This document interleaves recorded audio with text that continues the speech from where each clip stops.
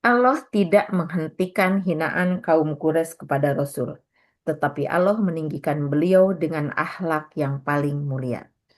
Allah tidak memadamkan api untuk Nabi Ibrahim, namun Allah menjadikannya dingin dan menyelamatkannya. Allah tidak mengalahkan mereka yang mengejar Nabi Isa, tapi melainkan Allah mengangkat beliau ke sisinya. Allah tidak menghilangkan lautan di hadapan Nabi Musa, tetapi Allah membelahnya agar jalan keselamatan terbuka. Begitulah cara Allah atau cara pertolongan Allah bekerja. Sering datang di saat paling akhir, ketika manusia merasa tak punya apa-apa, selain bergantung sepenuhnya kepadanya. Maka jika hari ini kita belum diselamatkan dari ujiannya, bisa jadi Allah sedang menguatkan hatimu, menyiapkan jalan agar kau tak hanya lolos dari cobaan, tapi keluar darinya sebagai hamba yang lebih dekat kepadanya dengan segala hikmahnya. Mungkin ini bagian dari refleksi ya buat aku, karena mungkin setiap orang itu beda-beda perjalanan hidupnya. Kenapa sih kita misalkan harus belajar tentang genetik? Kenapa sih kita harus juga belajar tentang bagaimana menggali potensi? Mungkin ibu-ibu yang di Ciamis itu akan sangat mudah ketika kita pingin tahu pingin kenal siapa kita. Ada cara yang lebih praktis mungkin, karena mungkin ada yang lewat MBTI, lewat juga drawing, menulis, itu bisa psikologi itu menebak kita. Tapi mungkin dengan sidik jari itu lebih simpel juga gitu. Malah ada yang bilang katanya hasilnya tuh 95 ya Kak, akurat gitu. Nah, apa sih yang digali dari potensi apa tuh di Stipin itu? Menggali sesuatu yang sebetulnya kita nggak tahu. Jadi selama ini kita hanya baru tahu aja bahwa aku tuh adalah Bu Weni, aku tuh adalah Bu Musfiha. Bisa jadi kita nggak kenal siapa Bu Weni ini. Apa sih yang disukai itu? Kadang bisa jadi apa yang kita sukai, apa yang tidak kita sukai itu berdasarkan pengaruh lingkungan yang 80%. Belum tentu fitrah. Beda ya, Bu. Kalau fitrah ini ketika dites sidik jari itu kan yang keluar itu potensi 20%. Sekalipun 20% ini fitrah menetap, Bu, nggak akan berubah. Bisa jadi lingkungan yang orangnya senang pemikir, bisa jadi nggak jadi pemikir. Karena lingkungan keluarganya tuh nggak mengkondisikan. Next, suatu saat, sepemikirnya ini akan ditagih sama jiwanya. Gitu. Nah, ini hanya sedikit dibahas. Saya tidak membahas panjang kali lebarnya Stephen. Mungkin di sini yang lebih berkompeten malah kalau Stephen itu Kakak Fani. Kalau saya lebih membahas ahli sejarahnya, Kak. Sensik. Apa sih yang membuat kita tuh susah move on gitu? Apa sih yang menjadi hambatan? Kenapa sih kita tuh kadang suka bentrok-bentrok dengan pasangan? Jadi kalau saya lebih fokus ke meriset, meriset apa yang sudah terjadi dengan diri kita. Karena sejatinya anak itu ternyata bukan kertas kosong. Selama ini kita selalu bilang ya bahwa anak itu kan lahir kertas kosong ya. Hmm. Benar nggak, Bu? Boleh kok di mute biar tidak terlalu monolog. Pernah nggak kita bilang bahwa anak kita itu lahirnya tuh kertas kosong? Iya. Iya. Kalau kata saya malah enggak. Yang kertas kosong itu kan adalah catatan amalnya yang masih kosong. Kalau Hmm. dirinya enggak. Anak-anak kita itu enggak kosong. Dia itu sudah dibekali potensi tiap genetik. Beda enggak, Bu? Beda. Beda. Yang bersih itu adalah apa, Bu? Dosanya. Tapi DNA-nya anak-anak kita itu membawa trauma DNA dari orang tuanya, terutama ibunya. Jadi kalau selama ini kita berpikiran bahwa anak-anak kita tuh kertas kosong, tidak kosong murni. Yang kosong itu catatan amalnya. Yang bersih itu adalah dosanya. Gitu. Tapi kalau secara DNA, anak-anak kita membawa traumatis, membawa sel kortisol, apa hormon kortisol ibunya. Karena ada tahapan 7 perkembangan anak. Yang akan dibahas itu sekarang adalah ketika dalam kandungan dan ketika sudah bayi lahir. Karena yang penting dari 7 perkembangan anak itu yang paling penting itu fondamen dasar yang 4 tahapan. Tapi sebelum ke sana mungkin eh, akan saya bahas dulu tentang memanipulasi dulu rasa sakit hati. Bisa jadi selama ini kenapa parenting kita tuh nggak nyampe-nyampe ke anak. Bisa jadi memang karena kita itu terlalu apa sih Kak, lebih meng-up apa yang dibilang gak enak di hati kita. Contoh paling sederhana, suami kita misalkan membuat kesalahan hal kecil, Pernah nggak ibu-ibu di fase kayaknya aku tuh marah tuh berlebihan loh tadi tuh sama suami atau sama anak deh kebalikan. Pernah nggak Bu? Iya, pernah. Sesudahnya apa yang ibu rasakan? Ketika habis kita jengkel sama suami atau kita misalkan marahin anak berlebihan, apa yang ibu rasakan? Menyesal. Menyesal. Iya, menyesal. Menyesal. Kenapa menyesal? Karena ketika tadi ibu marah, ketika tadi ibu mukul anak, yang melakukan bukan alam sadar.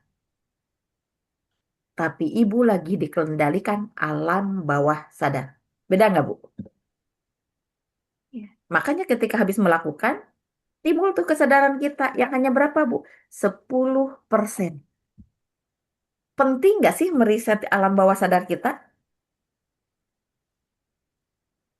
Penting nggak Penting. meriset ulang alam bawah sadar kita? Penting. Penting ya. Penting. Penting. Karena apa? Karena ternyata yang mengendalikan hidup kita itu adalah dari alam bawah sadar kita, bukan alam sadar kita. Makanya di sini penting banget.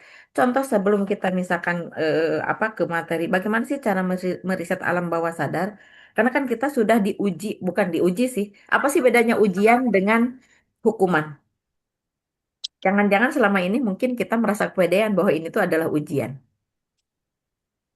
Apa emang yang membedakan ujian sama hukuman, Bu?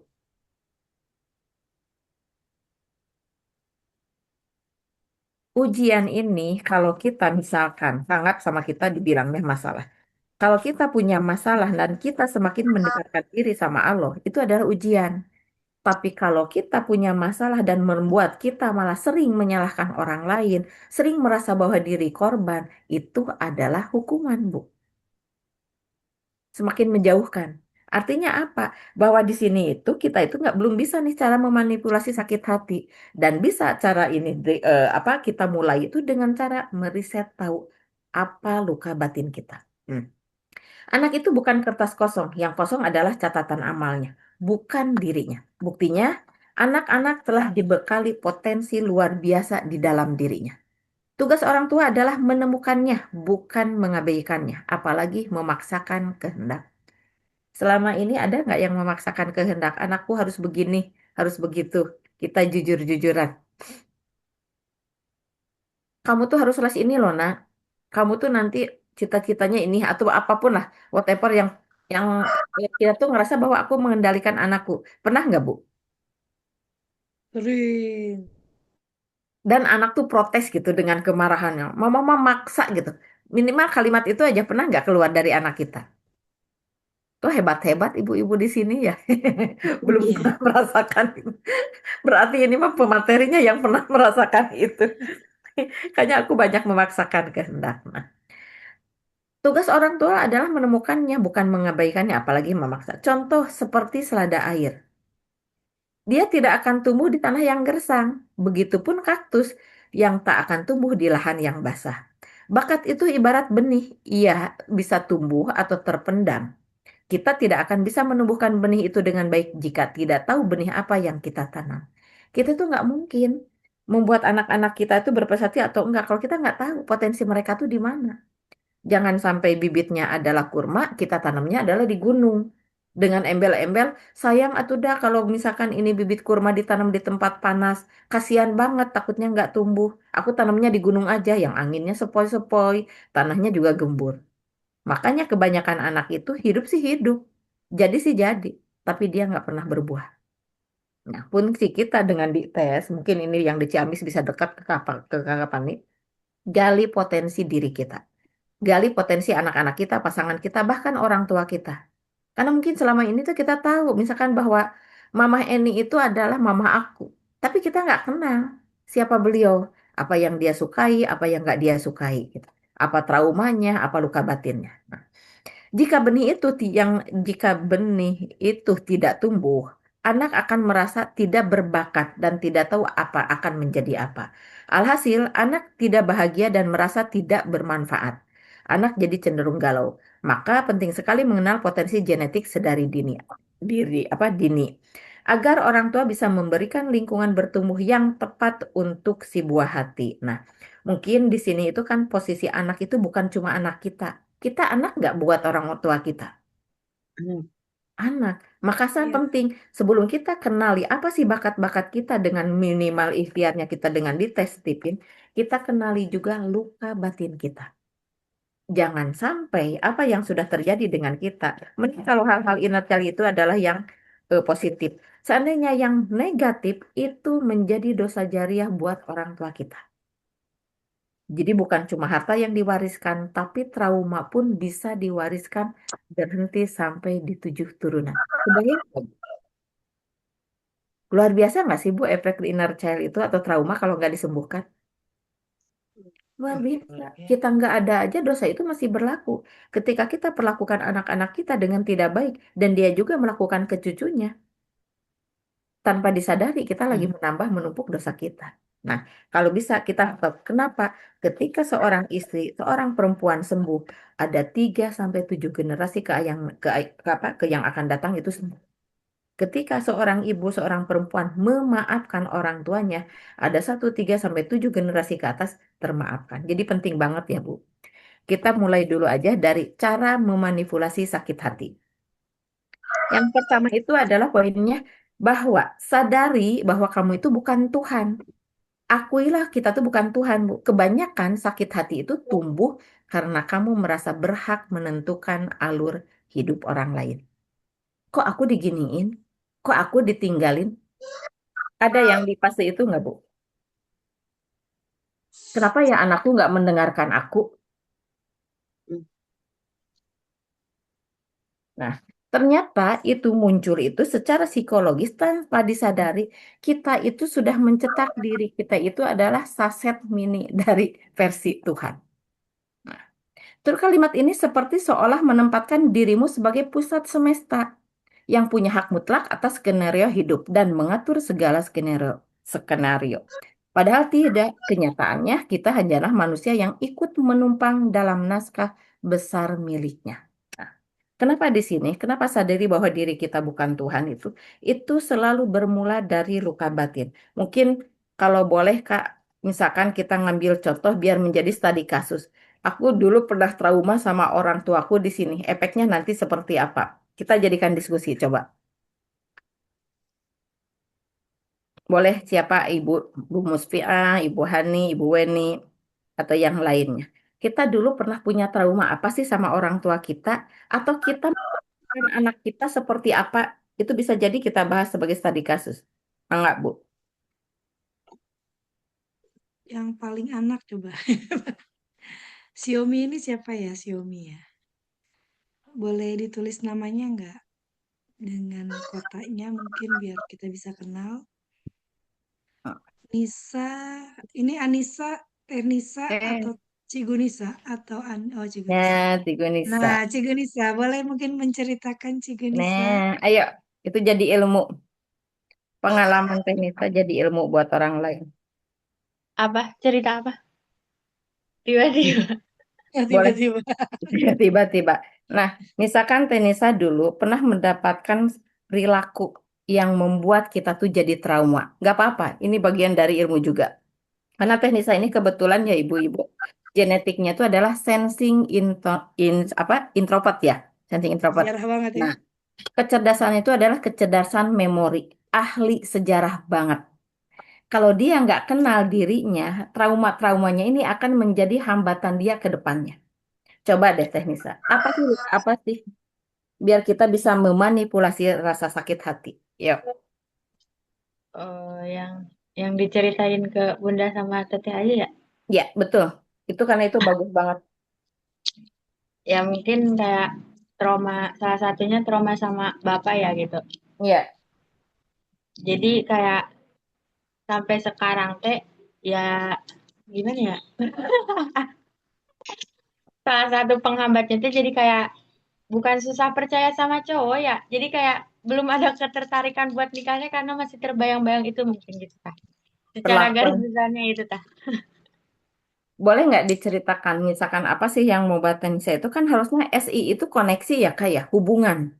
Nah, harusnya kan hubungan itu bagus, bagus karena SI itu aktif untuk membangun hubungan. Yang menjadi hambatan Teknisa nggak terbangun hubungan, karena kan ketika seorang SI membenci bapaknya, itu sama aja bahwa dia itu kehilangan apakah pelatih akalnya. Ketika Teknisa sekarang nggak mau berdamai dengan Bapak Teknisa, sama aja bahwa Teknisa itu lagi menghilangkan guru pelatih akalnya. Makanya secara logika, makanya hari ini juga di usia Teknisa belum mau tuh berhubungan dengan cowok karena pelatih akalnya nggak berfungsi gitu loh teh. Makanya di sini kenapa ketika kita akui, oh aku mendapat luka batin dari bapak karena bapak juga sama mendapat luka batin dari orang tuanya. Makanya penting banget Bu kalau misalkan yang ada orang tua boleh kok skip-skip mamah dulu apa sih yang mamah gak enak. Bisa jadi ketika kita menemukan satu pola orang tua kita trauma, oh pantesan aku dulu diperlakukan mamahku seperti ini. Nah, dengan kita bilang kayak gitu, itu sama aja dengan kita tuh lagi meliris loh, Bu. Lagi meliris luka batin kita. Tanpa disadari ada sebagian energi negatif keluar. Minimal kayak gini lah. Tenisa mungkin belum yang bisa, karena kan SI itu, Kak, bisa semakin percaya ke ayahnya ketika intensitas pertemuannya selalu diulang. Tenisa kan di kakak panik. Harusnya ada dibangun hubungan koneksi yang minimal. Pulang itu nggak harus sebulan sekali, 3 bulan sekali. Kalau untuk pengobatan, Bu ya di awal itu ada pengorbanan gitu loh Kak. Karena SI itu bisa tumbuh rasa percayanya itu ketika memang ada intensitas pertemuan berulang. Merasa nggak Tenisa? Gitu. Itu yang menjadi kendala. Terus apa sih yang menjadi hambatan Tenisa?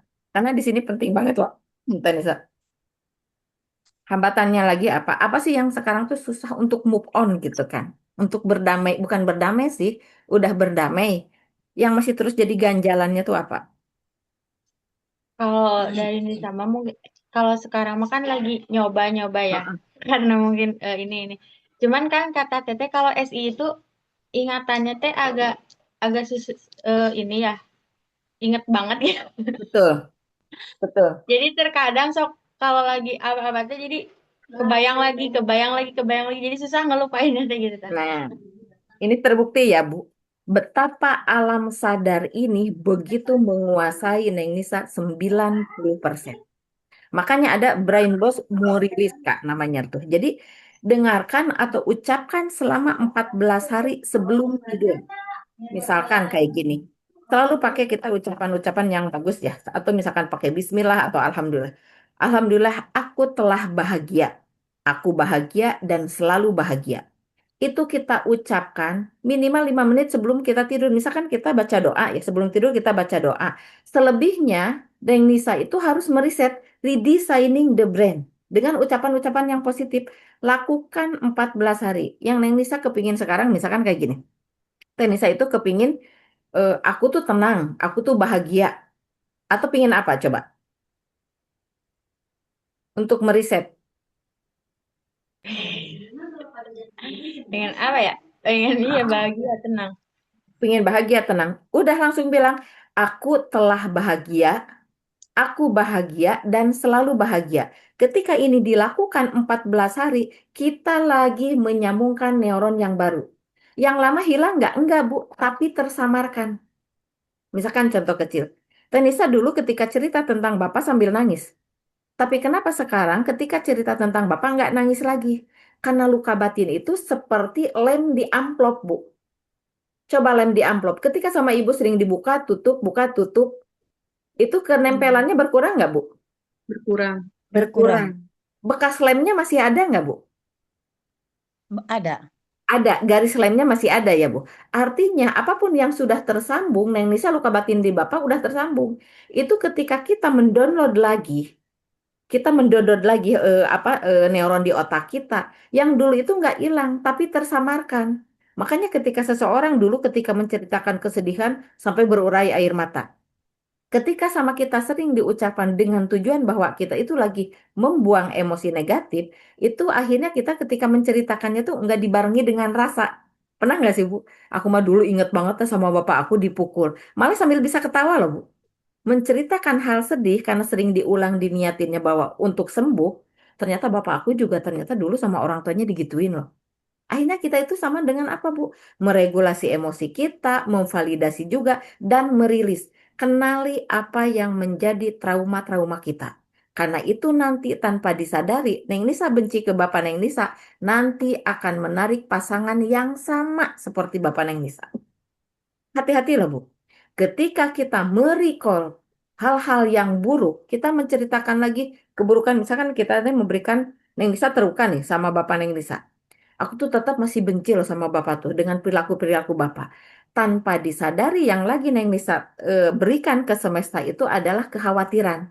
Semakin kita khawatir, semakin Allah akan pertemukan dengan orang yang membuat kita khawatir. Ketika Neng Nisa kepingin punya pasangan, Neng Nisa tuh pingin nih punya pasangan yang membuat kita tuh punya idealnya pingin begini, pingin begitu. Tapi rasa yang ditarik sama semesta itu adalah kekhawatiran. Jadi yang datang itu Kak, orang yang bisa menimbulkan kekhawatiran. Gitu loh. Makanya di sini penting banget berdamai itu. Kenali bahwa cukup dengan kayak gini. Oh iya, Bapak tuh mungkin cara bentuk cintanya kayak gitu. Tapi dia tuh nggak bisa mengekspresikan. Bisa jadi Bapak tuh dulu adalah fatherless dan motherless. Gak tahu jadi bapak itu contohnya juga nggak benar gitu loh Neng Nisa. Dan kita kepingin itu memutus rantai itu. Jadi jangan sampai jadi hambatan karena ini jadi nggak bagus loh Kak. Ketika seorang SI masih terikat dengan masa lalunya itu menjadi hambatan terbesarnya. Makanya kewajiban Neng Nisa itu gini. Ada satu kesalahan yang melahirkan kewajiban buat kita. Bukan sekedar memaafkan. Tapi kewajiban kita untuk menyembuhkan, yaitu adalah dari ilmu parentingnya dari orang tua kita. Yang salah itu kan orang tua kita, tapi kita wajib untuk menyembuhkan diri kita dengan cara tadi brain boost murilis namanya tuh. Jadi dengarkan atau ucapkan selama 14 hari tanpa berjeda. Nah, ini sudah dilakukan sama Utut, Bunda. Utut itu sebelum tidur selalu melakukan itu. Dan pas bangun tidur, Alhamdulillah aku bahagia, aku telah bahagia dan aku selalu bahagia. Itu kayak yang bohong loh, Bu. Kenapa sebelum tidur dan bangun tidur, gelombang otak kita di posisi teta. Gelombang teta itu perpindahan dari alam sadar ke alam bawah sadar. Terus kenapa di gelombang teta begitu luar biasa? Karena gelombang teta itu adalah gelombang hipno terdalam. Jadi kita mau melakukan apapun diiyahin. Ingat ya Bu, bahwa alam sadar itu nggak bisa ngebedain mana imajinasi, mana bukan. Contoh ada yang bisa ngasih contoh nggak? Kalau memang bahwa apa tuh bahwa alam sadar itu bisa dibohongi. Contoh coba. Ini kejadian bukan kejadian sehari-hari. Kita pernah melakukan. Coba. Contoh paling sederhana. Kalau alam bawah sadar itu bisa dibohongi. Nih, pasti ibu-ibu akan ketawa. Contoh bahwa otak itu gampang dibohongi adalah ketika kita nonton film. Misalkan Hmm. Bu Hani lagi nonton film tentang masalah sesuatu yang menakutkan, horor. Nah, kadang ketika itu terbawa sama kita, kita pulang ke rumah itu ngelihat yang gelap takut, mau nyalain lampu ke dapur juga takut. Pernah nggak seperti itu, Bu? Pernah. Pernah. Kebayang-bayang Sedangkan kita pernah. tahu 10% alam bawah Iya, sadar kita tahu bahwa itu adalah film. film. Ketika sama kita ditontonnya pakai rasa, itu jadi program. Itu paling sederhana loh, Bu. Dan itu hanya 2 jam. Mudah nggak meriset ulang otak bawah sadar kita? Tanpa harus menunggu tidur, tanpa harus menunggu kita bangun tidur, sesuatu yang dilakukan berulang itu menjadi program di alam bawah sadar. Seorang pembenci itu susah move on loh dari pembencinya. Kenapa? Karena dia sering melakukan kebencian. Dan itu jadi program. Makanya pola yang berulang, ucapan yang berulang, tindakan yang berulang, itu menjadi program alam bawah sadar kita. Misalkan kita hari ini, aduh susah kadang aku kalau tidur terlep kecapean. Bisa nggak ketika di alam bawah sadar, di alam sadar kita memprogram ulang alam bawah sadar? Bisa. Sering-sering lah Ibu Rohma tuh misalkan lagi cuci piring. Alhamdulillah aku bahagia, aku telah bahagia, dan aku selalu bahagia. Ketika itu diucapkan refleks, ucapan itu nanti akan terbawa ketika Ibu terjaga mau tidur. Misalkan Ibu di tengah mau apa posisi tidur. Ibu-ibu ketika tidur kalau orang Sunda bilang tuh lilir. Kalau kalau bahasa Indonesia itu terjaga. Tiba-tiba kita tuh Hmm. terbangun gitu loh.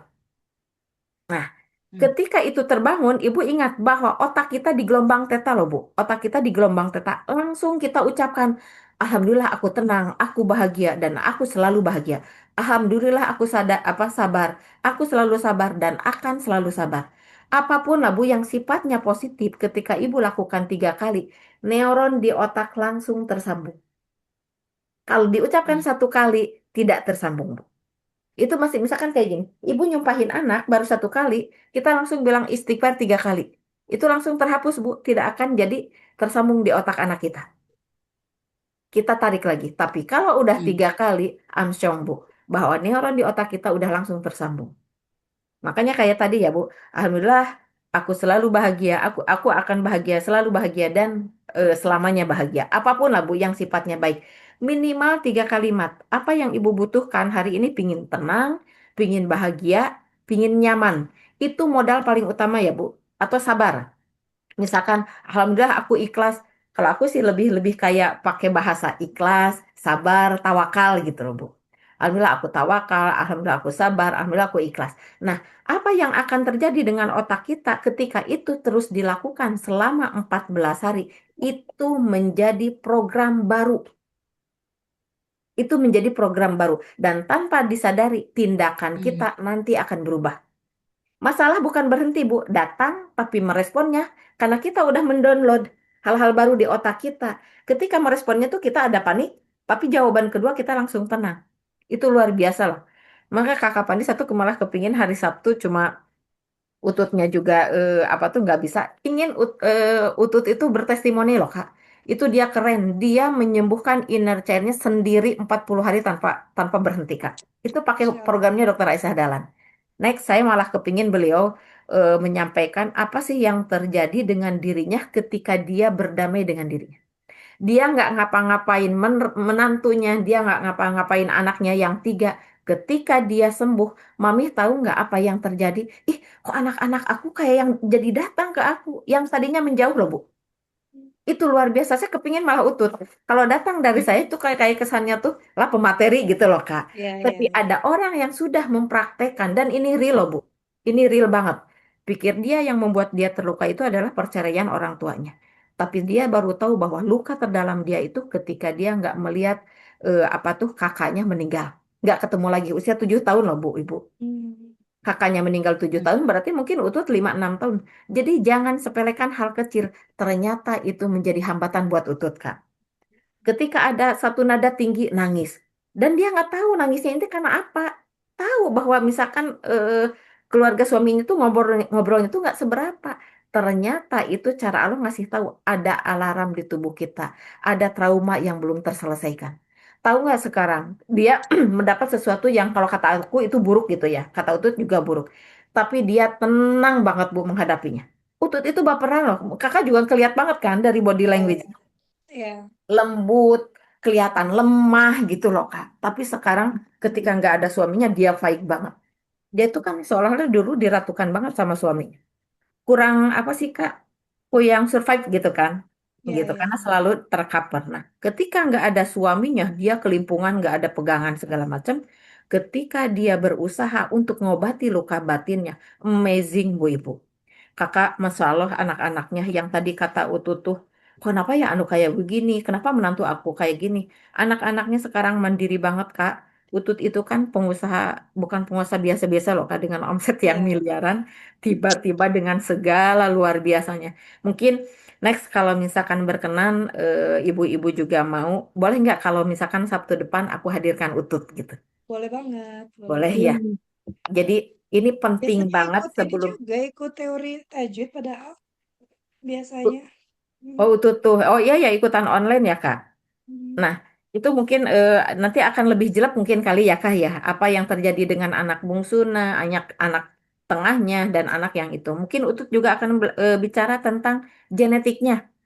Bahwa Utut itu sampai terjebak bahwa anakku yang paling besar itu adalah thinking. Sangat-sangat tidak bicara, Kak. Ternyata begitu dites feeling. Jadi ketika rusak dengan lingkungannya akan Oh. menjadi genetik kebalikan. Gitu. Hmm. Dan dia bilang bahwa anak aku itu adalah anak yang nggak pernah protes, paling sabar. Ketika dites anak yang nggak berhenti nangisnya. Luar biasa, luar biasa banget. Kenali anak-anak kita. Dia tuh nggak tahu aku tuh merah kah, aku tuh hijau kah gitu. Sekarang kakak, ketika waktu di dan dibilang bahwa kakak itu potensi itu senang ngobrol loh kak, senang ada koneksi dengan orang, targetnya orang. Sampai kata Utut, mami tahu nggak? Padahal baru sedikit loh kak, itu baru kunjungan yang pertama ketika dites. Sampai bilang kayak gini, menginterview yang akan bekerja di dirinya dia sendiri. Sampai sama Utut tuh sampai, ih kok anak aku bisa ngobrol, ih kok dia bisa sampai segitunya apa membangun koneksi gitu kan dengan customer, dengan calon karyawannya yang selama ini dia menutup mulut. Kebayang nggak Bu Ibu? Udah Kak body language-nya kayak thinking malah kayak lebih TI loh Kak. Jadi kalau rusak lingkungannya itu genetik anak-anak kita itu malah jadi genetik apa kebalikan. Yang harusnya senang bicara, dia malah memakai genetik thinking yang jarang bicara. Kebayang nggak Bu? Dan itu melelahkan loh. Makanya dia bilang bahwa itu juga apa tuh Utut nanti akan cerita kenapa hambatan dia itu untuk nikah nikah tuh setengah dijodohin loh Bu. Karena dia nggak tahu dengan dirinya ada kemarahan yang bingung untuk diceritakan. Dan Utut tuh dia bilang ketika bertanya Umi gimana, Abi gimana, bahwa orang tuanya tuh nggak ada satu celah pun Kak. Kebayang nggak? Nggak ada satu celah pun. Baik banget. Tapi ketika dipelajari dengan ilmu stipin, jadi orang tua tuh nggak cukup harus jadi orang tua yang baik, Bu. Tapi yang harus lebih luar biasa itu jadi orang tua yang tepat menempatkan. Utut baik loh. Kak, di mata anak-anaknya, tiga anak Utut itu bilang, itu nggak pernah marah, Abi juga, memfasilitasi segala macam. Tapi ketika anak feeling nggak pernah ditanya rasanya, gitu loh Kak, kurang juga physical touch-nya, itu membuat dia mengeraskan hati. Masih ingat ketika anak-anak kita dibully, berarti quality time dengan ayahnya berkurang. Ketika anak-anak kita dikasih tahu kok keras hatinya, Kurang. berarti quality time dengan ibunya yang berkurang. Ini udah rumus ya, Bu. Cinta ayah menguatkan, cinta ibu menghangatkan. Ketika keras hatinya itu berarti kan dilumerkan kan dengan dihangatkan. Pun sama, Coba Mami Yati diulang lagi yang statement tadi. boleh. Ketika mental anak-anak kita rapuh, itu alarmnya tuh, tandanya tuh berarti bahwa quality time dengan ayahnya kurang. Ketika anak-anak kita keras hatinya, berarti quality time dengan ibunya yang kurang. Karena sejatinya cinta ayah menguatkan, cinta ibu menghangatkan. Itu luar biasa ya, Bu. Jadi itu alarm, Bu. Anak-anak kita kok keras hati ya diomongin tuh nggak bener. Satu, berarti ibu quality time-nya dengan anaknya kurang. Bukan bicara tentang kuantitas ya, Bu. Kalau kita bicara dengan anak itu adalah bicara kualitas. Ngapain kita sering ketemu anak dimarahin? Betul, Bu? Ngapain kalau kita juga sering berkomunikasi tapi yang keluar itu adalah nada tinggi? Kemarahan dan kejengkelan. Jadi kalau bicara dengan anak-anak itu selalu bicara tentang kualitas. Nah, otak itu gampang banget dibohongi. Kalau lagi stres, sedih, panik, kecewa, dan lain-lain, paksa dirimu buat senyum yang ditahan selama 30 detik. Kemarin, Bu ya. Jadi, apa sih yang terjadi? Sekalipun itu senyuman palsu loh, Bu. Apalagi 7 detik aja sebentar. Ini, tapi harus simetris ya. Jangan coba ada yang bisa nggak senyum yang sebelah, senyum sinis. Miring. Senyum miring. Apa yang akan terjadi? Hati-hati. Apalagi senyum sinisnya tuh 7 detik minimal. Yang keluar malah hormon kortisol. Hormon stres. Sambil Tiba-tiba ngelirik kenapa lagi aku ya. jadi, kenapa? Udah senyum sini sambil ngelirik deh. Udah tajam. Bom apa? Bombastis. Side. Lirikan. Samping mata. Nah itu. Jadi ini penting banget ya Bu. Ketika kita senyum ditahan 7 detik aja Bu, itu hormon dopamin udah keluar. Kalau 30 detik, hormon serotonin dan adrenalin itu 4 hormon keluar loh Bu. Jadi sederhana. Kalau kita kepingin bahagia, cukup lakukan senyum. Itu senyum palsu loh Bu. Kita lagi sedih dipaksa senyum. Gak apa-apa. Karena ketika nih, ini nih kemiringan ini sama dan ditahan 7 detik, sekalipun di depan kaca nggak apa-apa Bu. Ditahan 7 detik, itu udah langsung Bu, produksi hormon dopaminnya keluar. Ketika 30 detik, berarti 1 menit, itu hormon serotonin keluar, adrenalin juga keluar. Adrenalin, nah ini penting banget. Dan otak yang lagi happy itu akan ngelepasin hormon endorfin. Ada yang tahu hormon endorfin itu untuk apa? Ini perlu loh kita tuh tahu. Ada apa aja sih Hmm, zat di otak kita tuh? Hormon endorfin. endorfin itu adalah antibiotik alami. Cobi ibu kalau misalkan habis dengar sesuatu yang lucu, lupa nggak sesaat tentang kesedihan? Iya. Lupa nggak sesaat tentang yang dirasakan sakit? Iya. Jadi artinya kalau hari ini kita lagi bad mood, P3K paling sederhana, carilah cerita-cerita lucu atau video-video lucu, Bu. Itu paling mudah. Jangan sepelekan, itu adalah P3K paling sederhana. Ketika hari ini kita tuh tegang, bad mood, ketika kita udah duduk, apa tuh olah napas, ingat ya Bu, olah napas itu adalah P3K paling sederhana. 4, 7, 8. Apa artinya Bu rumus 4, 7, 8 tuh? Tarik napas 4 hitungan, tahan 7 hitungan, keluarin 8 hitungan. Coba lihat kayak Koreah kan gitu ya Kak ya? Narik napas, ditahan, baru dilepasin gitu. Nah, kenapa itu seperti itu? Mungkin ada yang baru-baru nggak di sini, Kak? Nggak apa-apa ya, diulang-ulang. Banyak-banyak yang baru. Banyak ya. Ketika kita olah napasnya benar, kita bernapasnya juga sadar, apa yang terjadi? Satu, Bu. Ketika Ibu overthinking, Ibu nggak bisa menyetop pikiran kita berhenti, jangan overthinking. Betul? Nggak bisa berhenti, berhenti, jangan overthinking gitu kan? Nggak bisa. Wah, malah kemana-mana. Kenapa? Karena ketika kita banyak, ada double ya, Kak? Karena ketika kita overthinking, otak kita itu adalah bekerja di sistem otomatis, Bu. Jadi udah refleks. Ketika kita banyak pikiran, udah refleks langsung. Jadi overthinking. Nah, sama Bu, ketika overthinking kita meningkat, jantung kita berdenyutnya juga tidak teratur. Deg, deg, deg, deg, deg, deg. Ibu kalau banyak pikiran deg-degan nggak sih, Bu? Iya, betul. Deg-degan. Iya. Dan kita Iya, juga Kak. nggak bisa kan nyetop, jangan deg-degan, cepet, pelan-pelan, bisa nggak? Enggak. Bisa. Karena apa? Otak dan jantung mereka bekerja di sistem kerja otomatis. Udah refleks. Ketika Oh, overthinking, jantung juga berdenyut dengan kenceng. Dan alhamdulillahnya Allah takdirkan otak terhubung dengan jantung dan jantung terhubung dengan napas. Kita nggak bisa kendalikan otak. Kita nggak bisa kendalikan jantung. Tapi yang bisa kita kendalikan adalah nafas. Bisa kepahami nggak Bu sampai sini? Kenapa napas hmm, menjadi P3K paling murah, paling sederhana, dan paling efektif? Kan itu. Nah, ketika kita melambatkan napas yang 4, 7, 8, itu minimal lakukan 3 kali, Pak, Bu. Bukan 1 kali.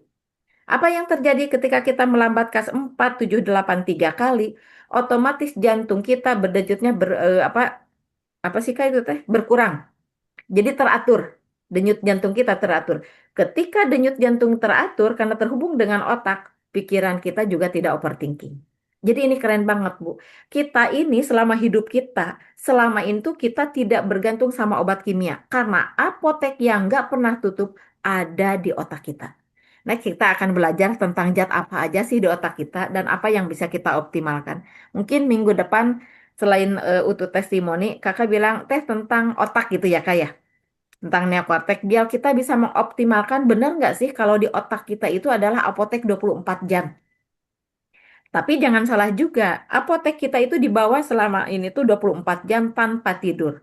Si otak itu kan kadang kan mimpi itu katanya kak otaknya nggak berhenti katanya kak berpikir. Contoh lah anak-anak ketika habis ditakuti tidurnya jadi nggak nyaman nggak nyaman iya. ya Bu gitu. Jadi otak itu akan terus memproses. Nah, ini sama aja ketika kamu lagi ngehacking sistem kimia di tubuhmu sendiri, ya gampang tumbang sama keadaan. Kebahagiaan diciptakan di dalam diri kita, bukan menunggu di luar. Itu benar banget ya, Bu. Sebetulnya katanya, Ibu selama ini pernah nggak disakiti orang lain? Pernah. Pernah. Pernah merasa tersinggung nggak sama orang lain? Atau pernah tersinggung nggak sama orang lain? Bukan merasa. Pernah. Benar nggak sih kita tuh sebetulnya tersakiti sama orang lain? Ya. Sebetulnya katanya nggak ada satu orang pun yang bisa menyakiti kita selain kita karena mengizinkannya.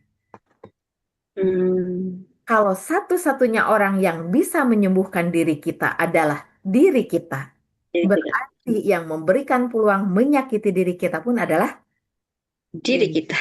diri kita. Gak ada orang lainnya. Jadi misalkan hari ini Bu Weni ngata-ngatain aku kasar. Kalau aku nggak mengizinkan untuk sakit hati, aku nggak akan sakit hati. Kenapa kita sakit hati? Karena kita mengizinkan untuk sakit hati. Beda nggak Bu kalimatnya? Nah, Beda. beda. Kenapa kita masih terpancing sakit hati? Allah lagi ngasih tahu ada kemarahan di dalam dirimu. Mm-mm. Hanya ke-trigger aja sama Bu Weni dikata-katain di WA. Jadi itu cara Allah ngasih tahu ada luka yang masih tersimpan di tubuh kita.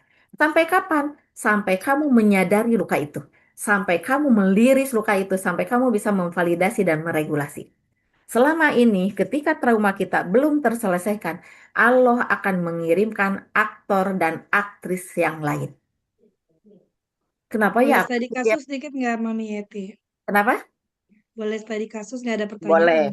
Nih, misalkan contoh aku aja, Bu. Aku tuh dulu pernah punya luka pengabaian. Bukan pernah, aku punya luka pengabaian dari ibuku. Ibuku tuh lebih fokus ke adekku, beda 3 tahun loh kak aku tuh.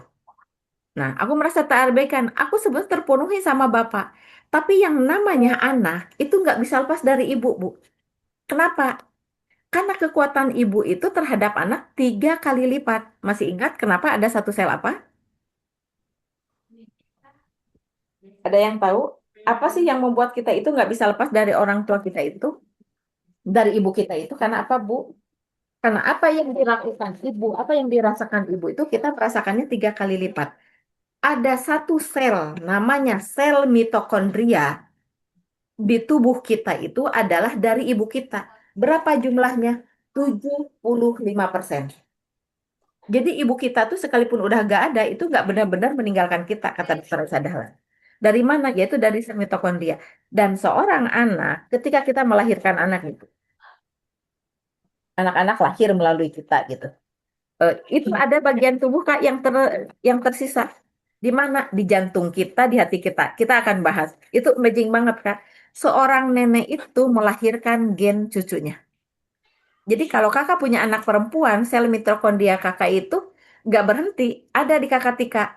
Tapi kalau di abang nggak bisa dia tularkan ke anaknya kak. Stop. Sel mitokondria kakak itu hanya cukup di abang kalau di anak laki.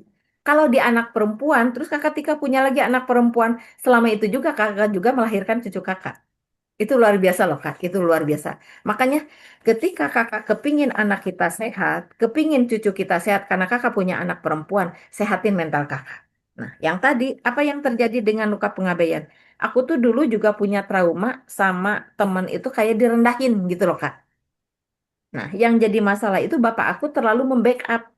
Jadi aku tuh nggak diajari untuk survive gitu, untuk bela diri gitu loh Kak. Terlalu di backup gitu. Jadi karena mohon maaf ya waktu itu tuh bapak aku tuh kan kandep Kak.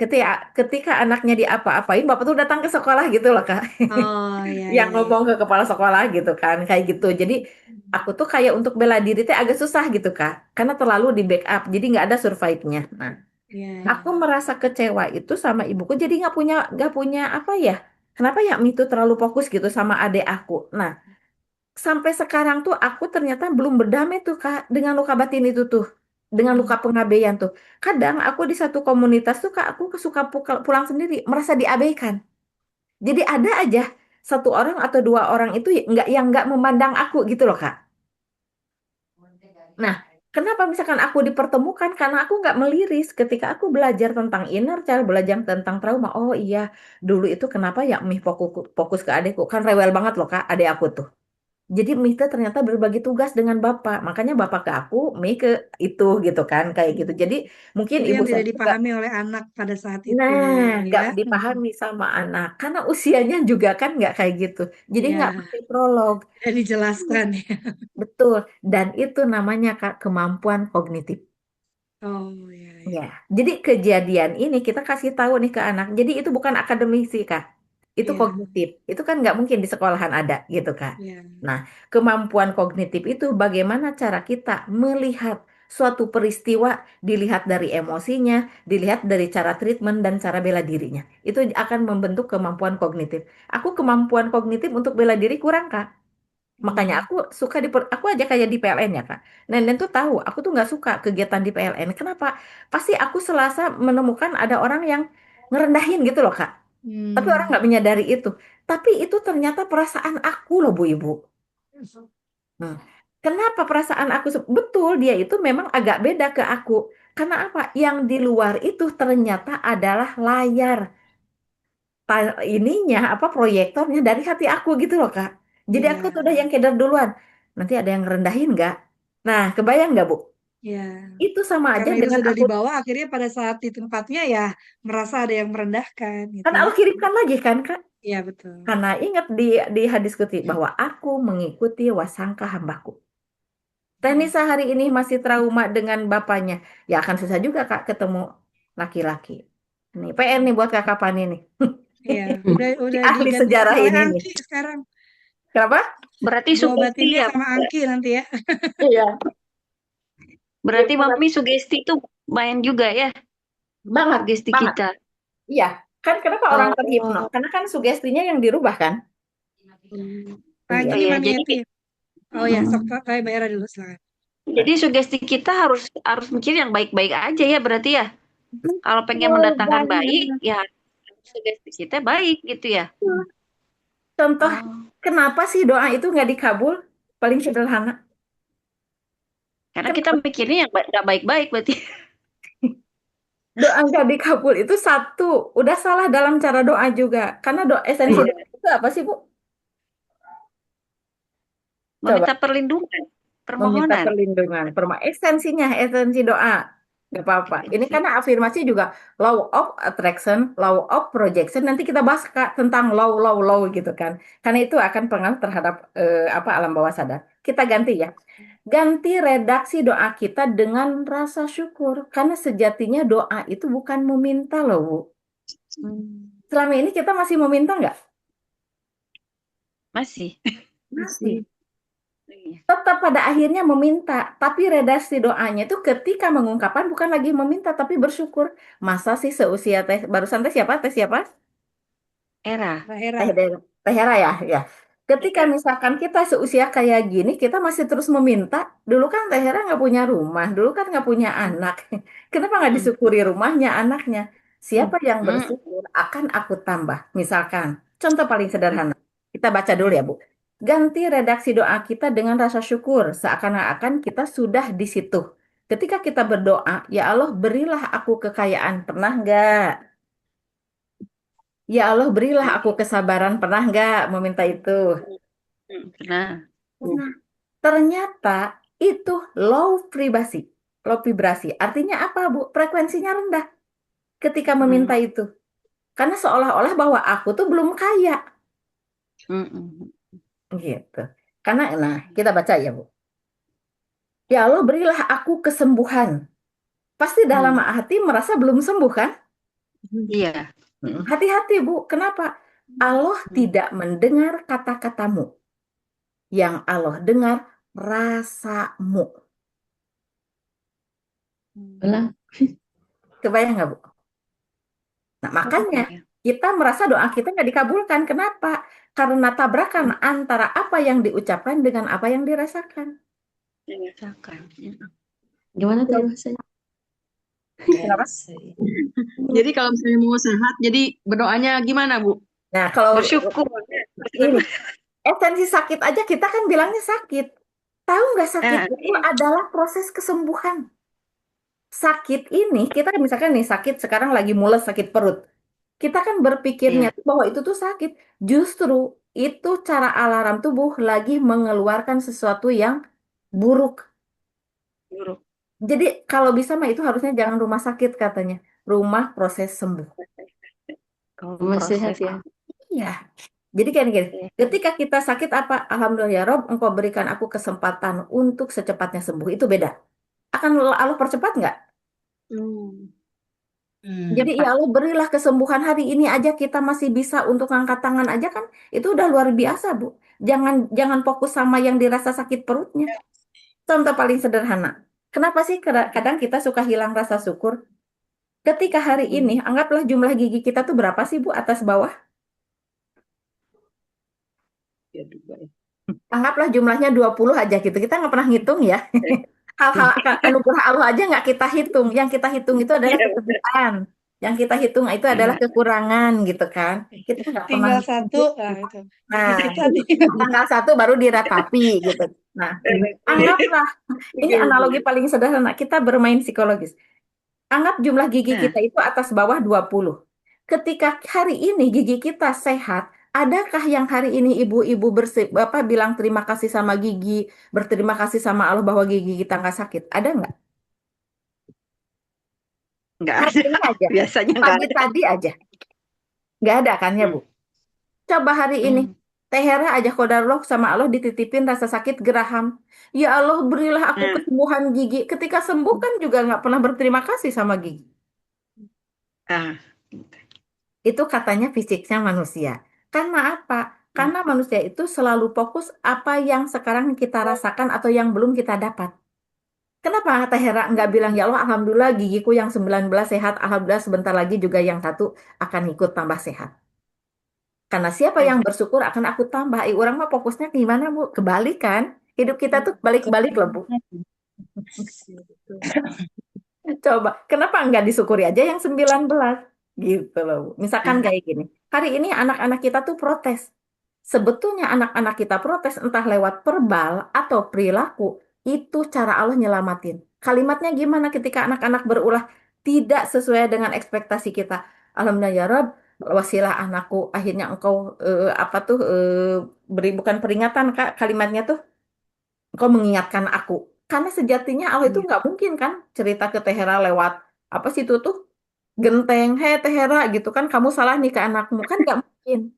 Lewat siapa Allah bicara ya lewat makhluknya. Mau lewat tumbuhan kah?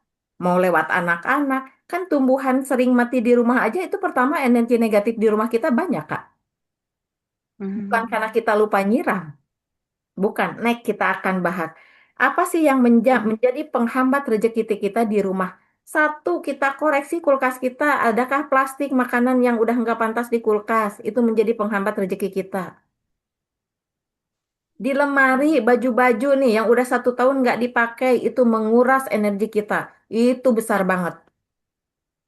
Nah, gimana biar energi ini bisa bisa nggak jadi apa tuh bisa nggak jadi energi negatif dan menyedot apa tuh untuk keberlimpahan kita. Satu, minimal 1 tahun itu harus dipakai, Kak. Kakak punya baju yang nggak suka, tapi masih sayang untuk diberikan. Pakai aja untuk menggugurkan 1 tahun. Karena barang yang 1 tahun nggak dipakai, itu luar biasa menyedot energi. Sakit ini bukan semata salahnya makanan atau pikiran. Itu bisa jadi dari energi. Kita khusus nanti bahas energi juga ya, Kak. Wah, banyak banget. Karena kita banyak liburnya. Di apa tuh di Kakapani banyak yang kelewat ya Teh Hera. Karena dulu pernah disepil ya. Iya. Dulu pernah disepil. Apa sih yang menjadi hambatan diri itu bukan serta-merta karena pasangan kita atau anak kita atau teman kita atau bahkan keluarga suami kita, Bu. Karena bisa jadi hambatan-hambatan diri itu adalah dari kebiasaan-kebiasaan kita yang menurut kita ini tidak berefek secara psikologis. Ini luar biasa, Ibu. Nah, terus katanya, kenapa kita harus berhati-hati dalam berperilaku? Karena tanpa disadari, ketika kita menyakiti orang lain, itu bukan dari alam sadar.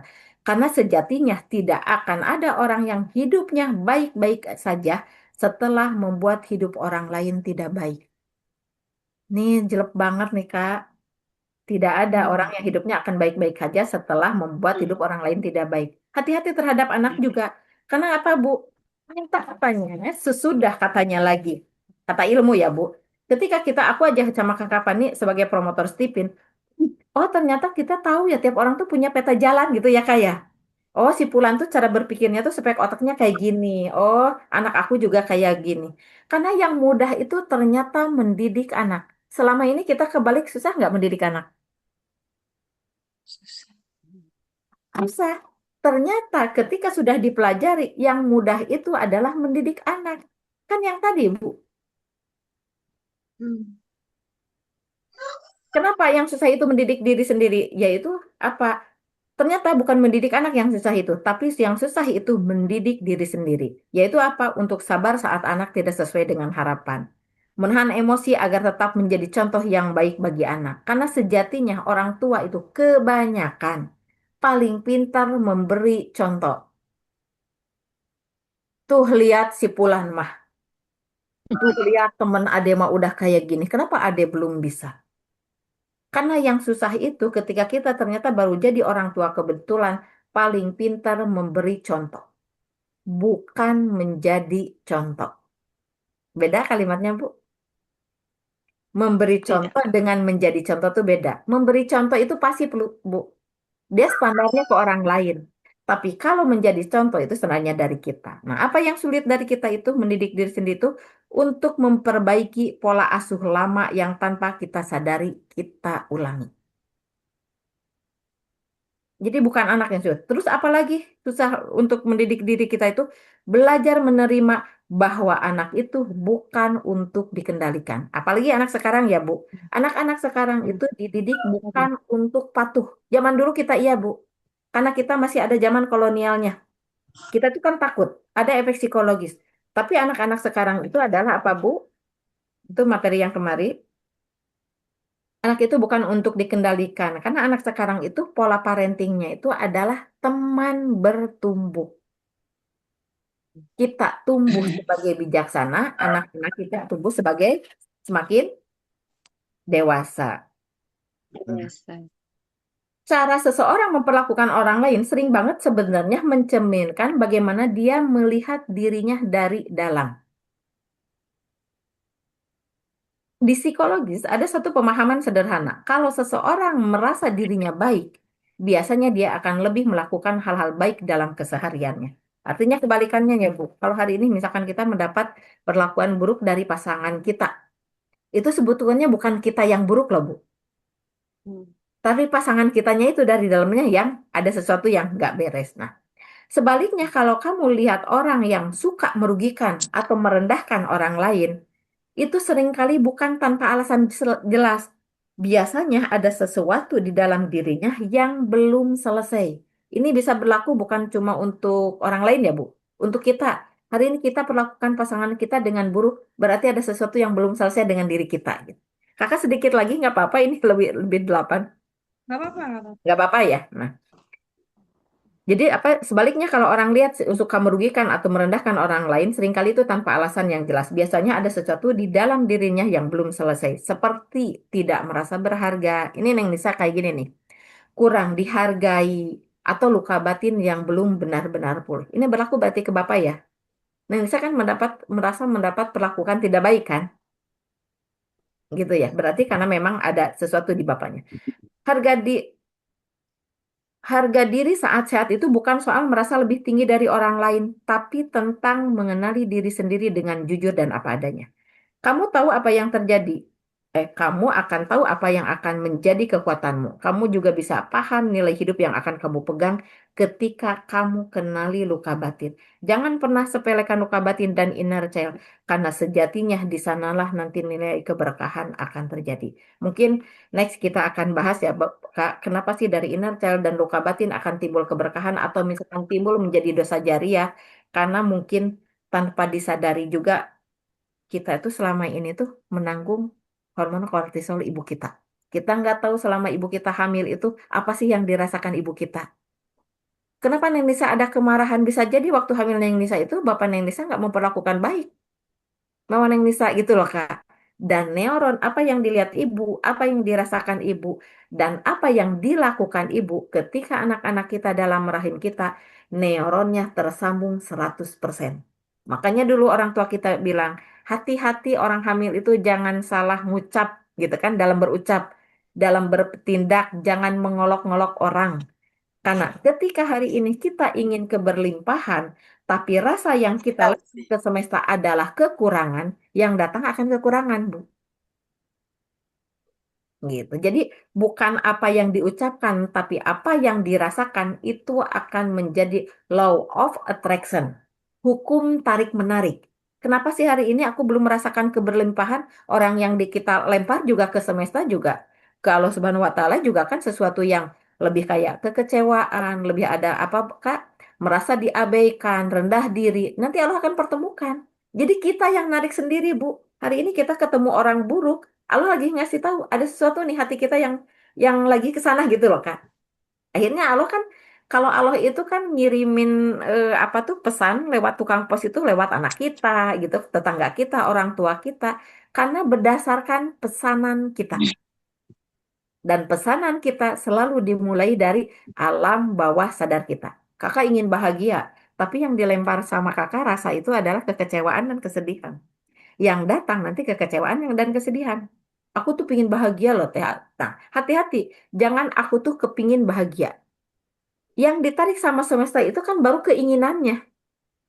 Tapi aku akan bahagia. Dan aku selalu bahagia loh. Teh misalkan kata-kata nih. Itu akan beda ya. Jadi mulai kita disiplinkan kata-kata kita jangan mudah-mudahan, semoga, ingin. Doa kita itu masih di low vibrasi. Jadi frekuensinya rendah. Tapi kalau bersyukur frekuensi itunya adalah 600 Hz. Ingat ya Bu, apa esensi berdoa itu adalah bersyukur. Ibu kepingin rezeki, ganti doanya. Alhamdulillah ya Rob atas rezeki yang berlimpah ruah. Hari ini kita sehat itu kan sebetulnya bukan kita minta kaya, tapi yang kita minta itu adalah rasa kaya. Beda ya Bu, bukan minta kaya. Misalkan hari Alhamdulillah ya Rob, mataku sehat, apa kesehatan yang paripurna akan ditambah nggak kesehatan kita? Alhamdulillah ya Rob atas rezeki hari ini yang berlimpah ruah akan ditambah nggak rezeki kita? Ujung-ujungnya meminta, tapi cara memintanya pakai sesuatu yang membuat frekuensi kita naik. Karena esensi dari bersyukur itu akan melahirkan frekuensi 600 Hz. Makanya ketika ibu terutama subuh Kak, simpan kenceleng di depan sajadah. Ketika kita berdoanya bersyukur dan kita juga habis melakukan diniatin untuk sedekah, berapa Bu frekuensinya? 1000 Hz. Jadi yang lagi puasa, yang habis bersedekah, kalau bisa langsung angkat tangan. Jangan berdoa dalam hati ya, Bu.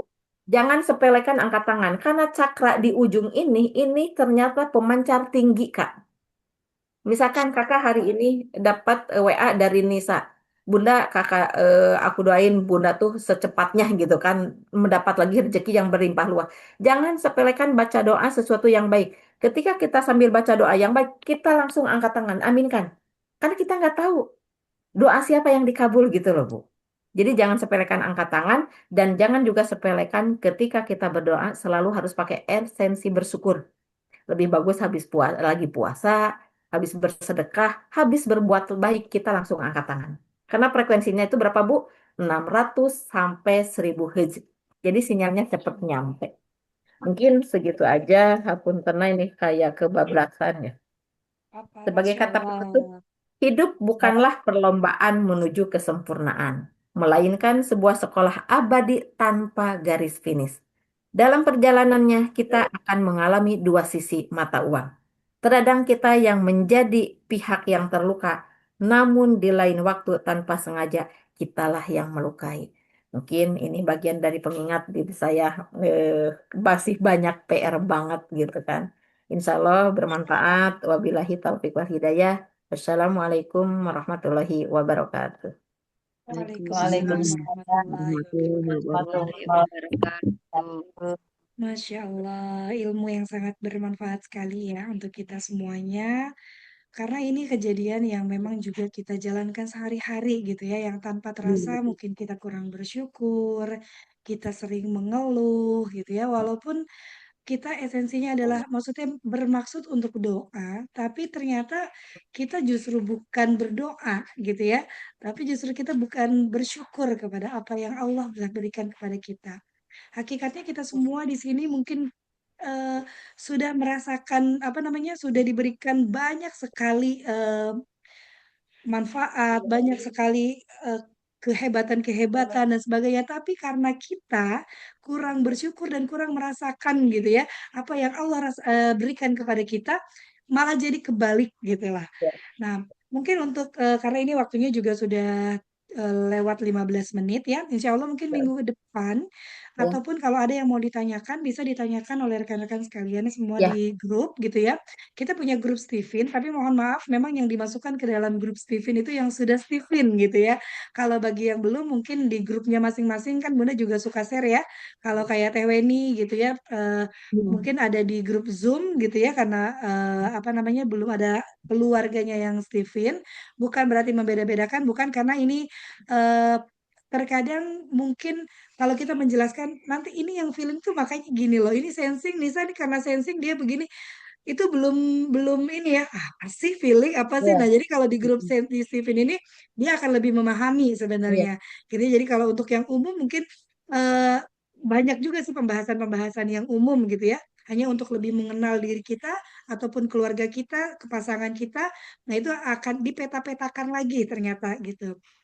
Nah, ini ada studi kasus sebenarnya dua, Mami Yeti ya.